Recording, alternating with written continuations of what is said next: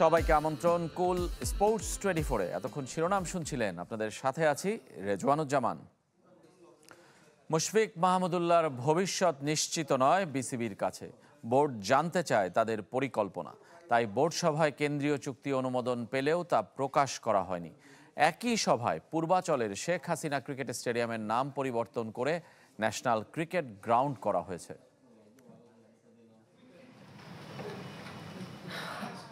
BCB সভায় এজেন্ডার পর agenda, একগুচ্ছ নতুন সিদ্ধান্ত নিয়েছে cricket board.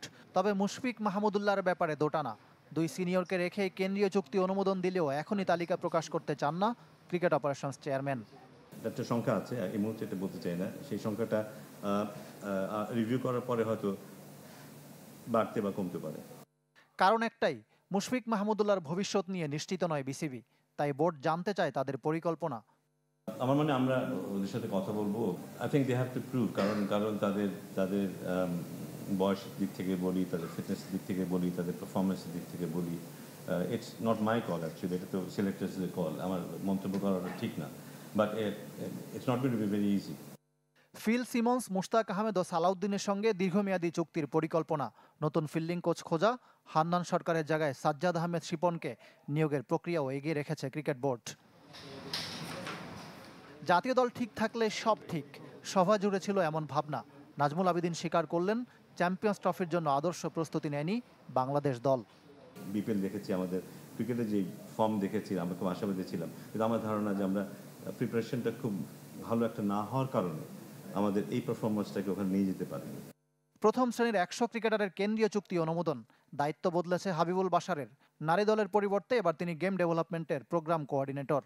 BCB welfare trust, Sheikh Hasina স্টেডিয়ামের নাম পরিবর্তন সহ আরও বেশ কিছু সিদ্ধান্ত নিয়েছে ক্রিকেট বোর্ড। যেটাকে বলা হবে এখন এনসিজি, ন্যাশনাল ক্রিকেট গ্রাউন্ড। তবে সব ছাপিয়ে বিপিএল পারিশ্রমিক ইস্যুতে প্রশ্নবাণে জর্জরিত দুই পরিচালক। জানালেন, চিটাগং কিংসের আগের ও এবারের ফ্র্যাঞ্চাইজি ফি বকেয়া। শহীদ আফ্রিদির পেমেন্ট না দেওয়ায় বিসিবির মাথা নিচু হয়ে গেছে বলেও মনে করেন তারা। We have chosen the wrong franchises, যারা কেউ হোটেল ভাড়া দিতে পারে না, কেউ বাস ভাড়া দিতে পারে না, এই পর্যায়ে পৌঁছে গেছে। এই কর্মকাণ্ডগুলো কিন্তু শুধু বোর্ডকেই না, দেশের মাথাও নিচু করে দেয়। ভুল স্বীকার করে বারবার ভবিষ্যতের স্বপ্ন দেখিয়েছেন দুই পরিচালক। জবাবদিহি করতে ফ্র্যাঞ্চাইজিগুলোর অ্যাকাউন্টস লেনদেন খতিয়ে দেখতে চায় বোর্ড। অ্যাকাউন্টস দেখতে চাচ্ছি। ইকরাম হুসাইন, চ্যানেল 24, ঢাকা। প্রথম রাউন্ডের বাকি 3 ম্যাচ কাল মিরপুরে শেখ জামাল ধানমন্ডি ক্লাব নাম বদলে ধানমন্ডি স্পোর্টস ক্লাব হয়ে নামবে। তাদের প্রতিপক্ষ ব্রাদার্স ইউনিয়ন।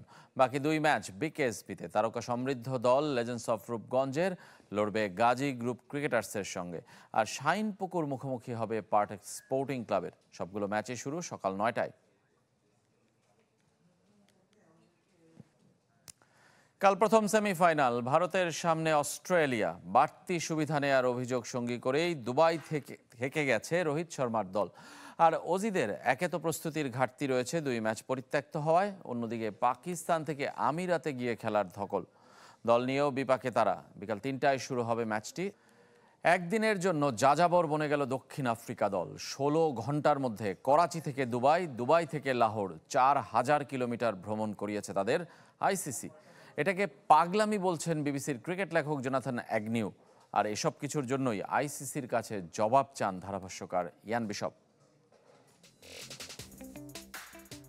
রোববার দুপুরে করাচি থেকে দুবাই পৌঁছায় দক্ষিণ আফ্রিকা। টিম হোটেলে গিয়ে বিশ্রামের খুব একটা সুযোগ মেলেনি।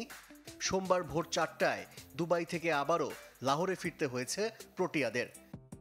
কাজের কাজ কিছুই হয়নি, উল্টো 4000 কিলোমিটার ভ্রমণের ধকল সইতে হয়েছে বি গ্রুপ সেরাদের। আর এসবই হয়েছে আইসিসির নতজানু নীতির কারণে। ভারত নিউজিল্যান্ড ম্যাচ শেষ না হওয়া পর্যন্ত অস্ট্রেলিয়া ও দক্ষিণ আফ্রিকা জানতো না কোথায় তাদের সেমিফাইনাল। তাদের শেষ 4 ম্যাচ যেখানেই হোক, এ দুদলকে আমিরাতে উড়িয়ে আনে আইসিসি। তবে 12 ঘন্টারও কম সময় দুবাইয়ে থেকে আবারও পাকিস্তানে ফিরে যেতে হয় দক্ষিণ আফ্রিকাকে। সেক্ষেত্রে ভাগ্যবান অস্ট্রেলিয়া। শনিবার রাতেই মরুর দেশে হাজির স্টিভেন স্মিথের দল। রোববার সকালে গলফ খেলে নিজেদের চাপ মুক্ত রেখেছে হেড ম্যাক্সওয়েলরা। ভারতের বিপক্ষে সেমিফাইনালের আগে একদিন অনুশীলনের সুযোগ পাবে অজিরা। পুরো ব্যাপারটিকে পাগলামি বলছেন বিবিসির ক্রিকেট লেখকদের প্রধান জোনাথন অ্যাগনিউ। অস্ট্রেলিয়া ও দক্ষিণ আফ্রিকা দুদলই দুবাই গেল। একদল সেখানে খেলবে আর অন্য দল লাহোরে ফিরে আসবে। পুরোটাই পাগলামি। আর জনপ্রিয় ধারাভাষ্যকার ও ওয়েস্ট ইন্ডিজের সাবেক ক্রিকেটার ইয়ান বিশপ বলেছেন আইসিসিকে জবাব দিতে হবে। আমি চাই তারা একটা জবাব নিয়ে আসুক যে কেন আইসিসি যদি ক্রিকেটের নিয়ন্ত্রক সংস্থা হয় তাহলে এমনটা হচ্ছে কেন। আইসিসি আর কি জবাব দেবে? অর্থের সামনে উপেক্ষিত মূল্যবোধ। আশিক রুদ্র, চ্যানেল 24। বাংলাদেশ ব্যাটারদের নেতিবাচক মানসিকতা দেখেছেন ভারতের সাবেক পেসার শ্রীশান্ত। তবে তাসকিন নাহিদ রানাদের বোলিংয়ে মুগ্ধ তিনি। চ্যাম্পিয়ন্স ট্রফিতে সাকিবকে না দেখে অবাক হয়েছেন। কথা বলেছেন ভারত অস্ট্রেলিয়া প্রথম সেমিফাইনাল নিয়েও। দুবাই থেকে আরিফুল ইসলামের রিপোর্ট। দুবাই স্টেডিয়ামের বাইরে ভক্তরা যাকে ঘিরে রেখেছে তিনি সাবেক ভারতীয় ক্রিকেটার শ্রীশান্ত, 2007 টি-20 বিশ্বকাপ জয়ী দলের সদস্য। চ্যাম্পিয়ন্স ট্রফি নিয়ে শ্রীশান্তের প্রতিক্রিয়া জানতে আগ্রহী গণমাধ্যম কর্মীরা। সেমিতে মাইটি অস্ট্রেলিয়ার মুখোমুখি ভারত, তারপরও ভয়ের কিছু দেখছেন না সাবেক পেসার। রোহিতের নেতৃত্ব দারুণ, অস্ট্রেলিয়াকে অন্য দলের মতো দেখছে। 2007 বিশ্বকাপ সেমিতে অস্ট্রেলিয়াকে হারিয়েছিলাম, আমার মনে হয় শামি ম্যাচ সেরা হবে। কথা প্রসঙ্গে টিম বাংলাদেশ, যে দলটা গ্রুপ পর্ব থেকে কোনো ম্যাচ না জিতেই বিদায় নিয়েছে। ভারতের বিপক্ষে ব্যাটারদের নেতিবাচক মানসিকতা দেখেছেন শ্রীশান্ত। অবশ্য মনে ধরেছে তাসকিন নাহিদ রানাদের বোলিং। ভালো বোলিং ইউনিট। বাংলাদেশের প্রতি আমার শুভকামনা। ভারতের বিপক্ষে প্রত্যাশা অনুযায়ী খেলতে পারেনি, মানসিকভাবে পিছিয়ে ছিল।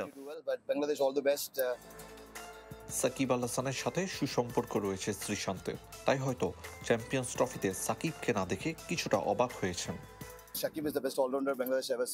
নিজের বিশ্বাস ও নির্বাচকদের আস্থার কারণে সাকিব বিশ্বসেরা হয়েছেন। আশা করি ওর প্রত্যাবর্তন হবে এবং বাংলাদেশকে ম্যাচ জেতাবেন। আইসিসি ইভেন্টে বাংলাদেশ ধারাবাহিকভাবে ব্যর্থ। শ্রীশান্তের মতে ভবিষ্যৎ বিবেচনায় তারুণ্যকে গুরুত্ব দিতে পারে বিসিবি। হেড কোচ ফিল সিমন্সের প্রতি আস্থা রাখার পরামর্শ। আরিফুল ইসলাম, চ্যানেল 24, দুবাই, আরব আমিরাত। ফুটবলের খবর জানাবো। ভারতের বিপক্ষে ম্যাচের জন্য ঢাকায় অব্যাহত বাংলাদেশ দলের অনুশীলন। তৃতীয় দিনের মতো নিজেদের ঝালিয়ে নিয়েছেন রাকিব মিতুলরা। বসুন্ধরা কিংস অ্যারেনায় সোমবার সন্ধ্যায় ফ্লাড লাইটের আলোয় অনুশীলন করেছে বাংলাদেশ দল। গুরুত্বপূর্ণ ম্যাচ সামনে রেখে মাঠে এবং মাঠের বাইরে শিষ্যদের উজ্জীবিত রাখছেন head coach Javier Cabrera. Forward Rakib Hossain এবং গোলরক্ষক মিতুল মার্মা জানিয়েছেন, ম্যাচ নিয়ে যতটা ভাবনা, ফুটবলাররা এর চেয়েও বেশি মনোযোগ দিচ্ছেন নিজেদের ভালো পারফরমেন্সের উপর। মঙ্গলবার ঢাকায় শেষ অনুশীলনের পর বুধবার সৌদি আরব যাবার কথা বাংলাদেশ দলের। আসলে শুরু থেকে আমরা ইন্ডিয়াকে নিয়ে ভাবছি না, আমরা আমাদের নিজেদের লক্ষ্য যেটা আছে, যেমন নিজেদের খেলার প্রতি বিশ্বাস রাখতেছি। তো আমরা কোচের যে প্ল্যান সে অনুসারে কাজ করতেছি।